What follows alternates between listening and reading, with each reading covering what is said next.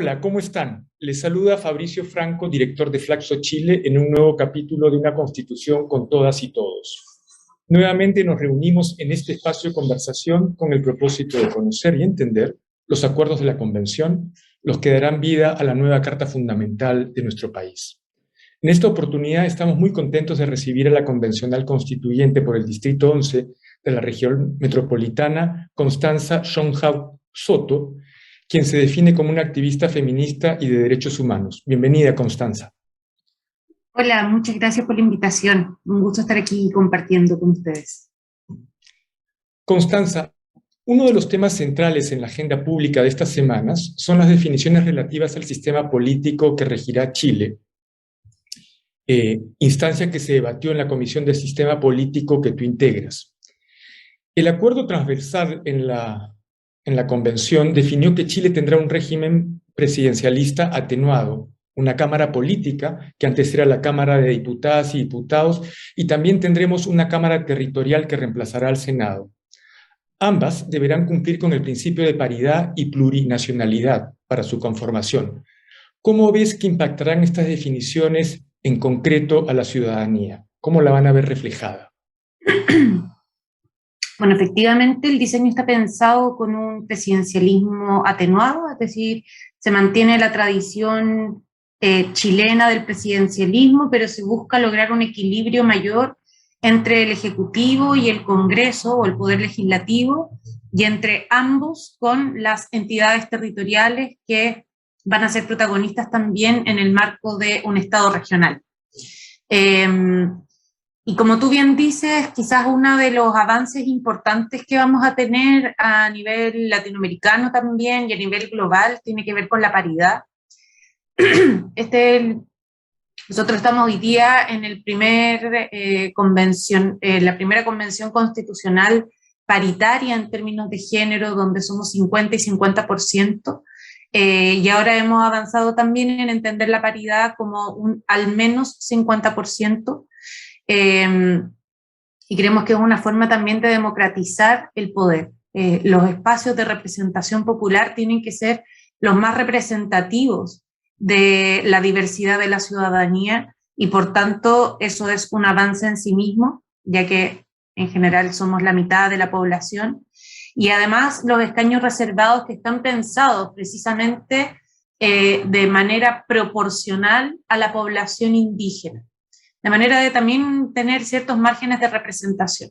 Todo esto va a ir también con ciertos reforzamientos en materia de participación de personas con discapacidad, materias de participación de diversidad y disidencias sexuales, y también pensando todo esto en el marco de una democracia participativa, con mecanismos de participación popular, como los aprobados en materia de iniciativa popular de norma, iniciativa de derogación de norma, y también la ampliación del derecho a voto a los 16 años. Por tanto, yo creo que esto avanza en representatividad, y por los mecanismos quizás más específicos del sistema político debiese ayudarnos también a un marco de gobernabilidad y de posibilidad de implementación de programas por parte de los gobiernos.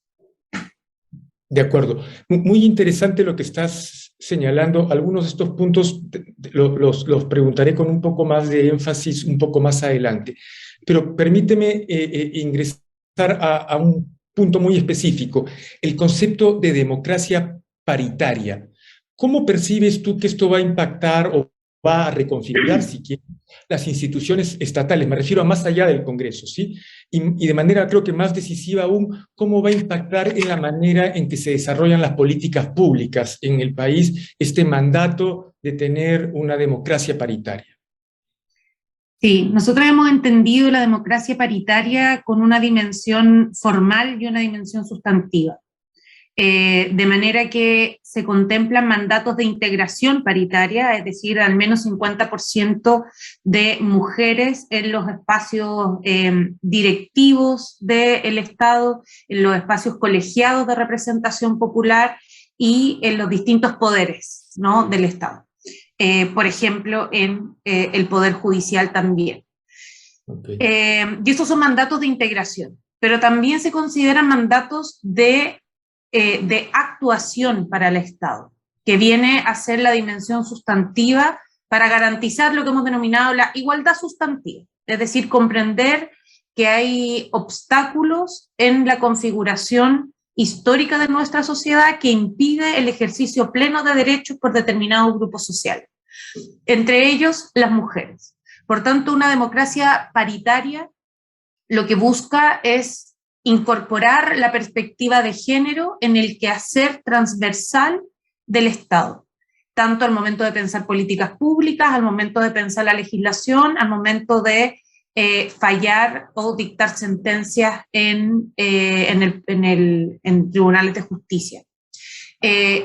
Y generar, y yo creo que esto trasciende la democracia paritaria, pero está dentro del marco de la igualdad sustantiva, que es profundizar también el marco de derechos civiles, políticos y también derechos sociales, económicos y culturales, como la posibilidad de generar condiciones materiales para el ejercicio pleno de derechos. Es decir, por ejemplo, en materia de educación, garantizando la educación pública de acceso de calidad y universal, lo mismo en materia de salud, y todo esto también desde una perspectiva de lo público, ¿no? Recuperando lo privatizado como un espacio público, un espacio común, un espacio de encuentro, donde nos sentimos parte de lo mismo. Por tanto, si bien la democracia paritaria tiene una dimensión muy de género, también está muy vinculada con derechos sociales y en general con estado de bienestar. De acuerdo, de acuerdo. Y quisiera ahora entrar a una dimensión que tocaste en tu respuesta anterior. Permíteme citarte textualmente. Celebraste hace unos días la aprobación del sufragio desde los 16 años, ¿sí? Y lo que decía la propuesta en términos concretos es: el sufragio será personal, igualitario, secreto y obligatorio. No será obligatorio para las y los chilenos que viven en el extranjero y para las y los mayores de 16 y menores de 18 años. Sobre este punto, que es tan central, tengo, si me permites, 3 preguntas. Te las voy a enumerar, pero después las vamos viendo, si quieres, una por una. ¿Por qué volver al voto obligatorio para los mayores de 18 años? Segundo punto, ¿por qué abrir ahora el sufragio desde los 16, de manera optativa, por cierto? Y, en tercer lugar, ¿qué esperan las y los convencionales que se produzca con este encuentro generacional? ¿Cómo va a conversar el nuevo Chile que vota así? Entonces, si me permite, volvemos sobre el primer punto. ¿Por qué volvemos al voto obligatorio para los mayores de 18? Mire, yo creo que esta es como una de las definiciones que más dividen, ¿no? Yo creo que en general la crisis política que tenemos no se va a resolver obligando a la gente a votar. Por tanto, no creo que tenga ese sentido, que algunos lo justifican así. Es decir, la gente no está votando, así que hay que hacer el voto obligatorio para que vaya a votar. Pero la gente no está votando porque no se siente representada, no se siente convocada por la política, no ve en la política o en las decisiones colectivas la posibilidad de cambiar su vida cotidiana, de cambiar la realidad que vive. Y eso es un déficit, yo creo, que estamos viviendo en general, y yo diría a nivel global en nuestras democracias, donde se ha perdido el sentido de la política y donde eso va horadando el régimen democrático también. Y por tanto recuperar eso es fundamental, pero yo creo que eso no se recupera obligando a la gente a votar, se recupera desde otras dimensiones, se recupera volviendo a ser la política una herramienta de transformación cotidiana y una herramienta colectiva. Y eso tiene que ver con las formas de gobernanza, tiene que ver con los programas de gobierno, tiene que ver con la efectividad de la institucionalidad, la permeabilidad de los espacios de representación. Y por cierto, con la movilización social, ¿no? De acuerdo. Ahora bien, dicho eso, muy cortito, yo creo que tiene sentido el voto obligatorio como uno de los poquitos deberes ciudadanos que tenemos, ¿no? Es decir, de alguna manera el deber de contribuir a sostener la democracia, a sostenerla. Y yo creo que en ese sentido el voto obligatorio, digamos, tiene cabida. pero no para resolver el asunto de fondo, ¿no? De acuerdo. Y entonces, en esa línea, ¿por qué abrir el voto a los mayores de 16 de manera opcional? Eh, Porque es una experiencia relativamente inédita en el mundo. No es que no exista, sí. pero es... Esta es una discusión que viene dándose hace varios años, y yo creo que tiene que ver más bien con la pulsión de la juventud, más que con algo que venga desde arriba. No es una idea que se nos ocurrió en la convención y la pusimos, sino que es una pulsión que viene hace un rato. Y yo creo que tomó mucha fuerza también en el marco del estallido social, donde los principales protagonistas fueron los estudiantes secundarios, que fueron a cuestionar políticamente el sistema. La organización política existe en los colegios, existe desde la temprana, no tan temprana edad, pero existe en la juventud. Y si uno mira también cómo fue la participación en las últimas elecciones presidenciales, te das cuenta cómo el feminismo, la ecología, han sido dinamizadores también de la activación política de la juventud. El Fridays for Future, que tenía que ver con la crisis ecológica que vivimos, eso también tuvo mucha participación de la juventud. Y por tanto yo creo ahí que hay una pulsión que viene desde ahí, que nosotros recogemos, ¿no? Que es la posibilidad de bajar la edad de votación, de hacer parte de la democracia y las decisiones políticas a este sector de la sociedad que está exigiendo, que está pidiendo ser parte, y que también tiene mucho que ver con algo que consideramos que está aprobado en nuestro texto constitucional respecto a la autonomía progresiva. Y que tiene que ver precisamente con empezar a hacer parte a niños, niñas, jóvenes progresivamente del espacio público, de las decisiones públicas. Y por tanto creemos es uno de los elementos centrales que, como decía, viene de esta pulsión, de este impulso político desde la juventud. De acuerdo.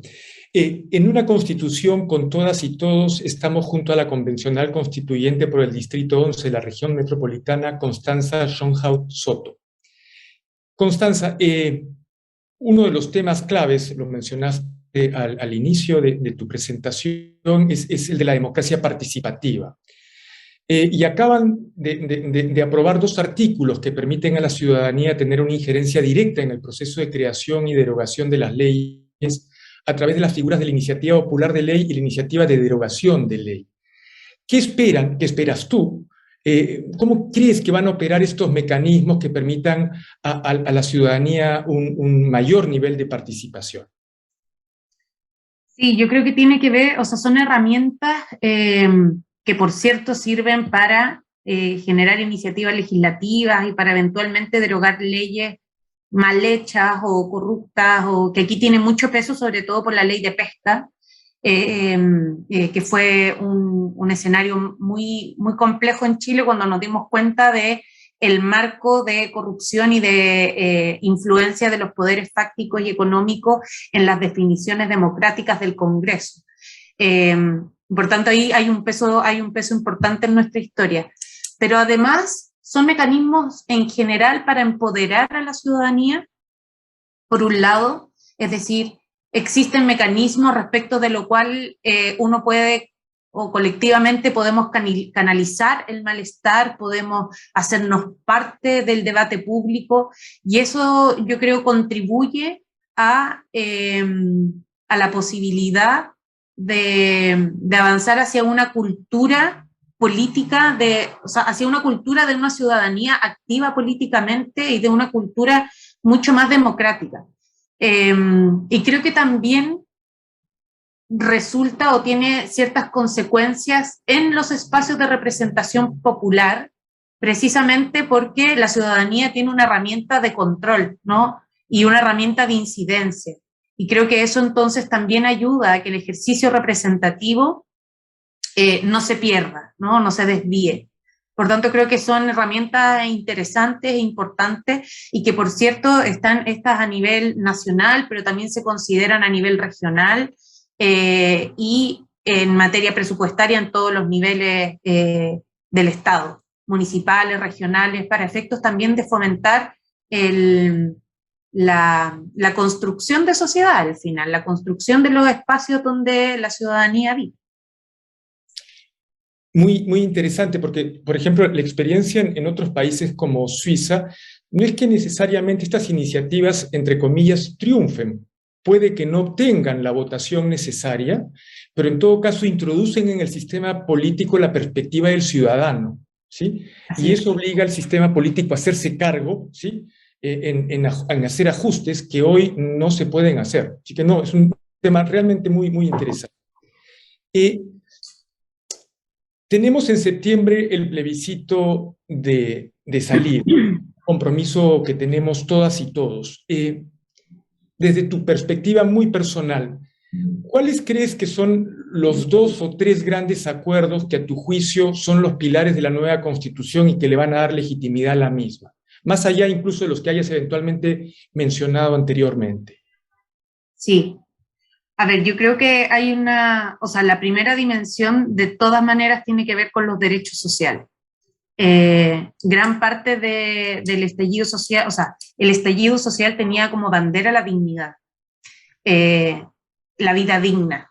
Y la bajada de eso significa condiciones de existencia y condiciones de ciudadanía que nos permitan el buen vivir, vivir bien, satisfacer no solo los mínimos de supervivencia, sino poder ejercer plenamente derechos, y sobre todo en Chile, donde los derechos sociales han sido privatizados y por tanto tenemos una dinámica de endeudamiento para poder estudiar, tenemos una dinámica de listas de espera para poder ser operado o atendido en el sistema público de salud, tenemos pensiones que no alcanzan para llegar a fin de mes, lo que hace que tengamos una especie de pobreza escondida también respecto de las personas mayores en Chile, y un serio problema de acceso a la vivienda en un país donde en los últimos años ha aumentado en más de un 60% el precio de los arriendos habitacionales, por ejemplo.